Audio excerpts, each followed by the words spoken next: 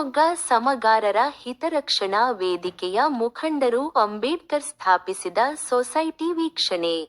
ಬಾಬಾ ಸಾಹೇಬ BR. Ambedkar ಅವರಿಂದ ಸ್ಥಾಪನೆ. 1917ರಲ್ಲಿ ನಾಮಕರಣಗೊಂಡು December 29, 1929ರಲ್ಲಿ ಉದ್ಘಾಟನೆಯಾದ ಭಾರತದ ಪ್ರಪ್ರಥಮ ಸಮಗಾರ ಸಹಕಾರಿ ಸಂಸ್ಥೆ ದಿ. ಧಾರವಾಡ ಮಚ್ಚಿಗಾರ ಕೋ-ಆಪರೇಟಿವ್ ಕ್ರೆಡಿಟ್ ಸೊಸೈಟಿಗೆ ಶಿವಮೊಗ್ಗ ಜಿಲ್ಲಾ ಸಮಗಾರರ ಹಿತರಕ್ಷಣಾ ವೇದಿಕೆಯ ಮುಖಂಡರು ಭೇಟಿ ನೀಡಿ ಸ್ಥಳೀಯ ಸಮಾಜದ ಮುಖಂಡರಲ್ಲಿ ಅದರ ಅಭಿವೃದ್ಧಿಯ ಬಗ್ಗೆ ಚರ್ಚಿಸಲಾಯಿತು.